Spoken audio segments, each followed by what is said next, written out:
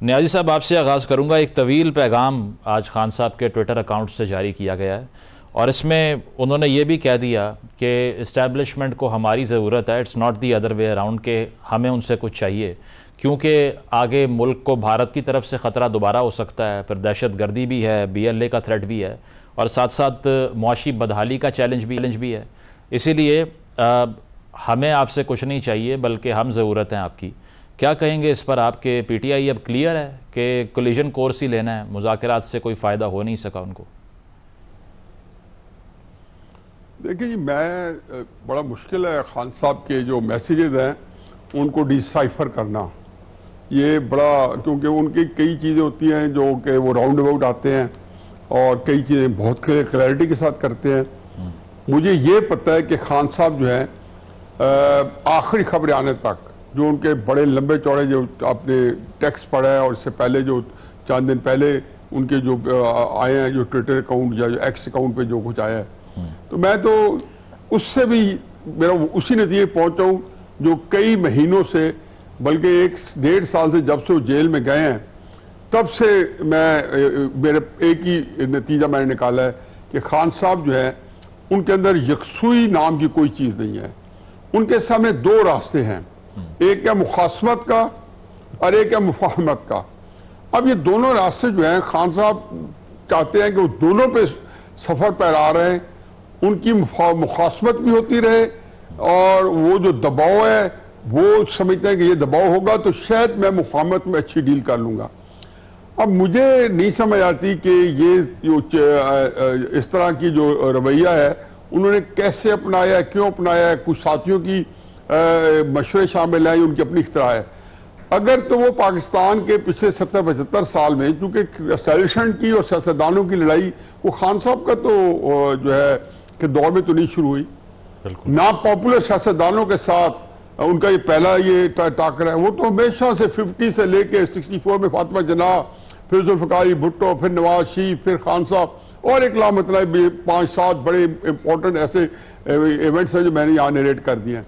अब इस सब के अंदर आपके पास जो पैटर्न जो एस्टैब्लिशमेंट का वो भी हमारे सामने है और जो सियासतदानों ने हर दो किस्म का रवैया अपनाया, कुछ है मुफाहमत की और वो मौजूद है, कुछ है मुखासमत की या बिल्कुल टक्कर ली और बिल्कुल मुफाहमत में आमादा नहीं। तो जुल्फ़िकार भुट्टो साहब वो दार फानी से रुखसत हो गए। शेख मुजीबुर रहमान है तो उनको भी तकरीबन यही समझे, उनकी मौत के तक मैं समझता हूँ कि एक पूरा उसके अंदर तसलसल है और कड़ी से कड़ी मिलती है। तो खान साहब को पहले देखे, एक चीज तो हकीकत है कि आज की तारीख में जो नकद पॉपुलर लीडर है उसका नाम है इमरान अहमद खान न्याजी। अब जब आपको अल्लाह ने इतनी पॉपुलैरिटी दे दी है, आपके साथ पब्लिक ओपिनियन है, तो उसको आपने उससे आप क्या अपनाना चाहते हैं? मुफाहमत भी कर सकते हैं, आप मुखासमत भी कर सकते हैं, लेकिन दो रवैया नहीं कि 2 हफ्ते पहले आपकी बहन ने जब आगे मुजदा सुनाया कि जी हम जो है खान आप हमें बताएं कौन सी शराइत है और हम पूरी वो सारी शायद पूरी करेंगे। हर एक ने ये नतीजा किया। मैंने तो ये कहा, मैंने कहा कि शायद मामला तय हो गया है और उसके पीछे चंद और वाकयात हुए थे। तो मेरा ख्याल है कि अभी भी जो कन्फ्यूजन है वो खान साहब के लिए ज़ाहिर कातिल होगा, उनको क्लैरिटी के साथ एक रास्ता अपनाना होगा। कन्फ्यूजन बरकरार है। अतर साहब, ये जो बात कर रहे हैं नियाज़ी साहब भी कि अलीमा साहिबा ने कहा गिव एंड टेक के लिए तैयार हैं, क्या चाहिए हमारे भाई से हमें बता दें, लेकिन ऑन द कॉन्ट्ररी अभी ये कहा जा रहा है कि पूरे मुल्क में तहरीक चलेगी, मैं जेल से लीड करूंगा। पैटर्न इन चीफ भी वो बन गए और उन्होंने ये कहा कि ये जो अलायंस हमारी बनी थी तहरीक तहफ़्फ़ुज़ आइन पाकिस्तान, इसको भी बहाल किया जाएगा और मारंग बलोच से भी बात की जाएगी। तो इन दोनों में से किस बयान को ठीक समझें कि गिव एंड टेक वाला बयान ठीक था, ये ठीक है? देखिए, ये तो कहना मुश्किल है कि जी कौन सा बयान ठीक है या क्या नहीं। जो भी बयानात हैं वो हमारे सामने हैं। टू बी ऑनेस्ट, 2 साल से वो जेल के अंदर हैं, इसमें तो कोई दो राय नहीं कि उनकी मामलात हल नहीं हो सक रहे। हुकूमत से या आप इस्टेब्लिशमेंट से कह लें, मामलात वैसे ही हैं जैसे पहले भी चल रहे थे। अब इमरान खान साहब के बयानात का भी जिक्र होता है, उन्होंने कौन सा रास्ता चुनना है इस चीज का भी जिक्र होता है, लेकिन हुकूमत ने या हुकूमती इदारों ने कौन सा रास्ता चुनना है वो भी बड़ा इंपॉर्टेंट है ना। आप देख लें कि इस सारे अरसे के दौरान क्या कोई ऐसी सिग्नलिंग हुकूमत की तरफ से हुई? अब देख ले, उमर अयूब साहब के खिलाफ रेफरेंस जा चुका है, उनके एक MNA को 9 मई के मुकदमे में सजा हो चुकी है, उनकी ख्वातीन रहनुमा जो हैं उनको लेके दीगर रहनुमा जो हैं वो जेलों के अंदर हैं।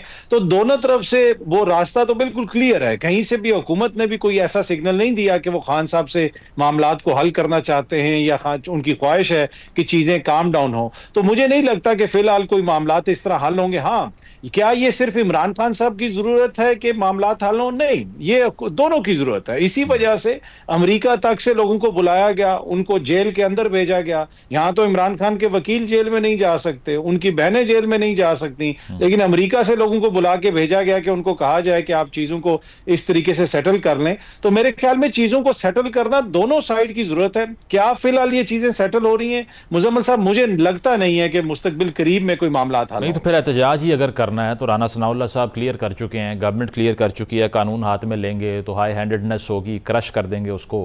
तो वो कॉन्फिडेंस है PTI को कि पंजाब से अवाम निकल? सॉरी जरा आपकी आवाज कट गई थी जरा। हाँ, मैं ये कह रहा हूँ कि वो कॉन्फिडेंस है PTI को कि एहतजाज की सूरत में लाहौर से अवाम बाहर निकल आएंगे, पंजाब से निकल आएंगे?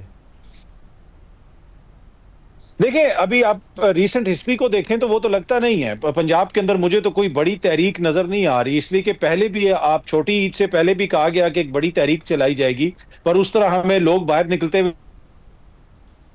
नजर नहीं आए। लेकिन क्या खैबर पख्तूनख्वा से निकलेंगे? जी यकीनन वहां से निकल आएंगे। अब ये तहरीक उन्होंने किस नौयत की चलानी है? क्या इसलिए कि पाकिस्तान में तो जब भी हम तहरीक का जिक्र करते हैं वो बुनियादी तौर पे लोगों के जहन में आता है कि हजारों लोग हों जो लाहौर की तरफ जा रहे होंगे या इस्लामाबाद की तरफ जा रहे होंगे।